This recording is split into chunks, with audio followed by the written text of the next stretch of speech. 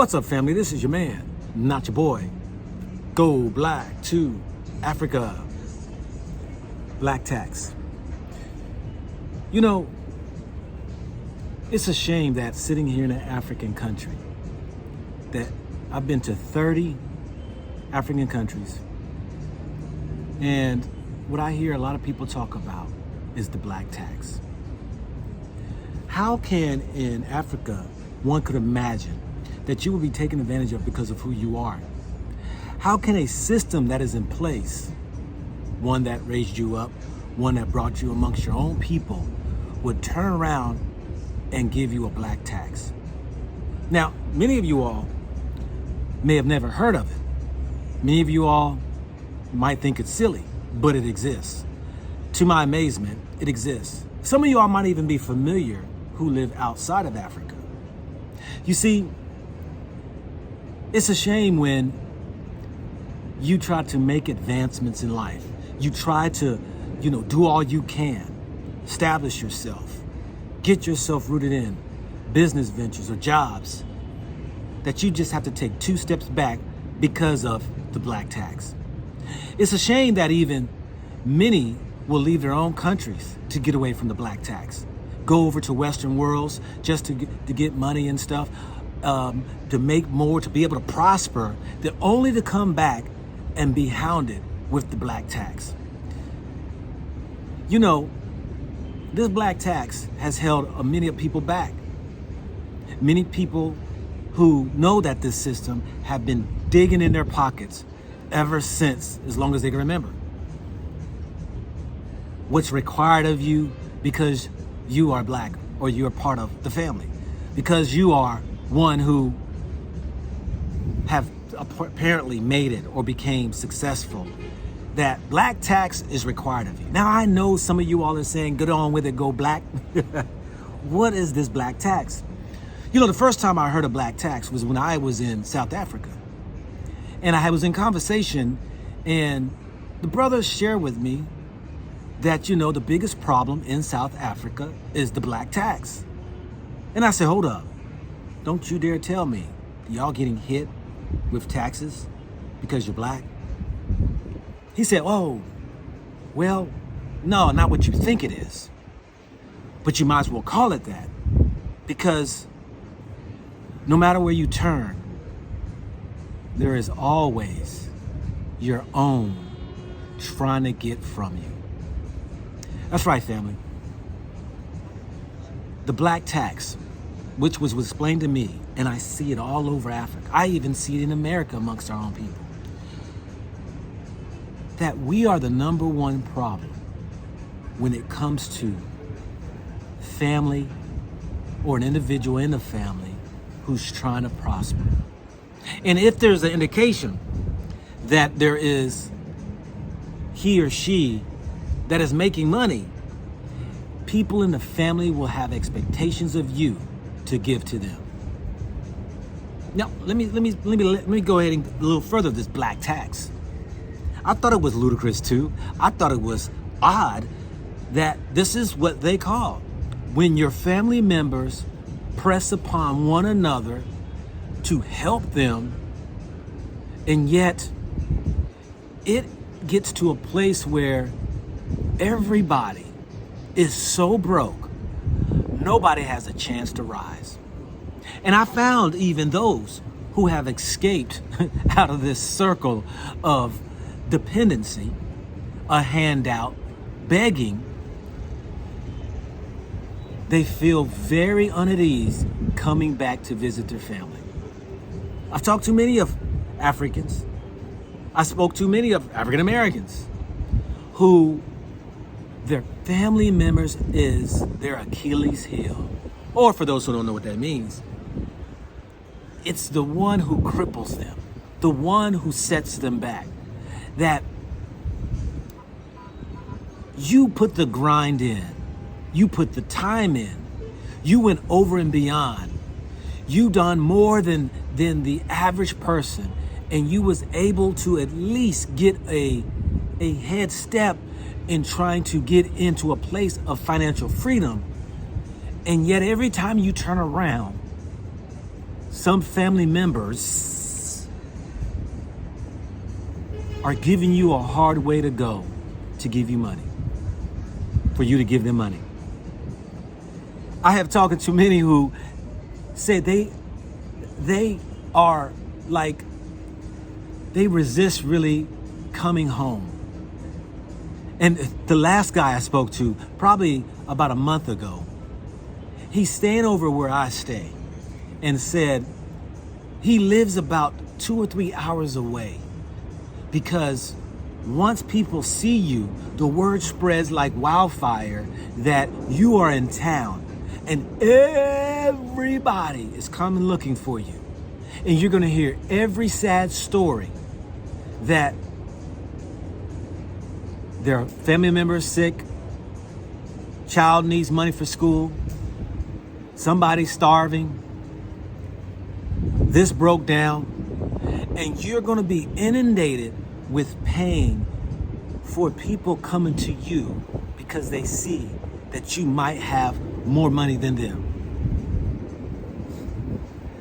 You know, I understand if people sacrificed for you to get out of poverty and you were the chosen one. Family sacrificed to send you to, higher education beyond than what they could probably afford for them and other ones. I understand you have an obligation to help and assist your family. Many have done these sacrifices. Even there are those brothers and sisters who have gotten out and gone to these other countries and are sending money back to help the family. I applaud those who do that. But when I watch and I see, even when I travel and I come back either to Ghana, Tanzania, people, the first thing they say is, what did you bring me back? My response is always, me. I brought you me back. And though that there is a custom here in Africa, when you go travel and you come back, you are expected to bring gifts to the family. Now, I'm not skulking at that at all. But what gets me is that when I see so many people hindering each other. Let me give you an example. Yesterday, I was with my friend, and he has a small laundry business. And he's doing everything in his power to stay afloat.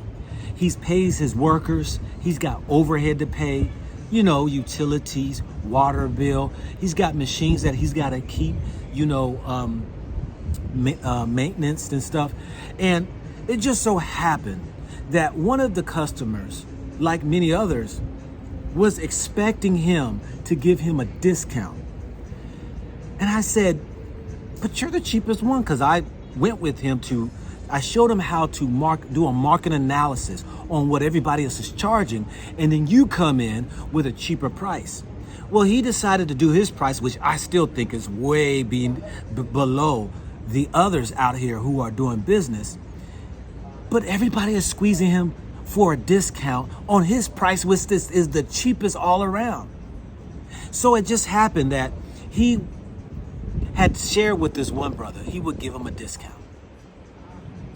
And when he added up the discount, he saw that he overspoke and that it was just too much really as a discount, because the guy brought everything that he could to get this discount.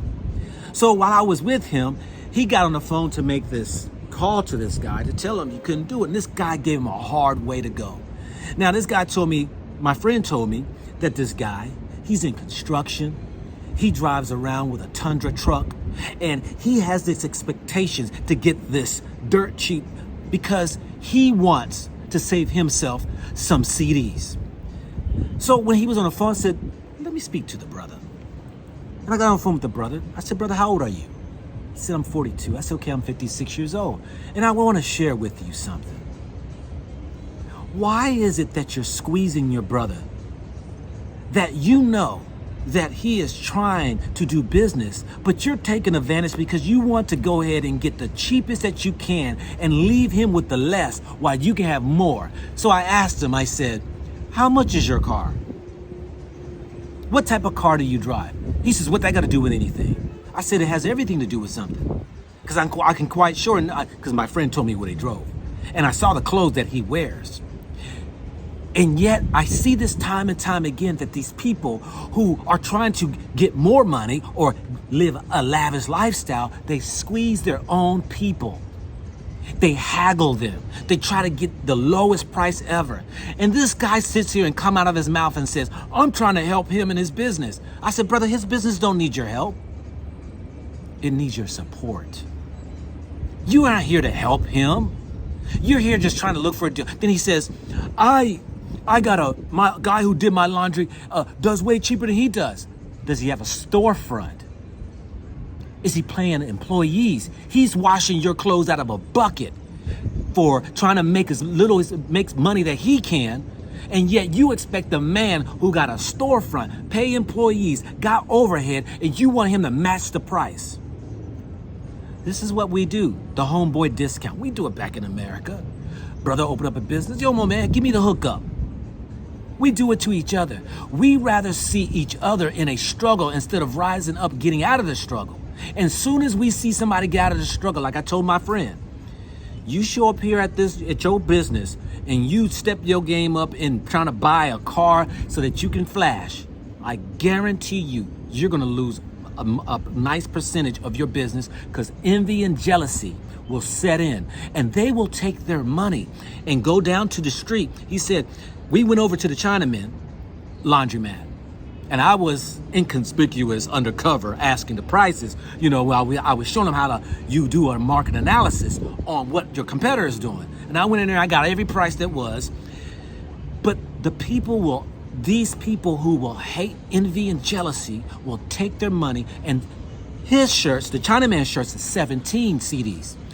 My friend's shirts are 10 CDs. The average is 14 CDs. But people will go to the Chinaman and pay 7 CDs more, all because of jealousy. This is what black tax is, family. This is what we do to destroy each other. We are not here trying to rise each other up. We're here, as we call in America, the crab pot mentality. All in the pot trying to hold each other down. If I gotta die, we all dying. Instead of pushing up out of the pot, trying to get people out of the bad situation, everybody wants what you got to hold you back. Black tax. This is your man, not your boy, bringing you another gold nugget that you can either pick up or you can just kick it aside. Think about it, think about it, think about it, think about it, think about it.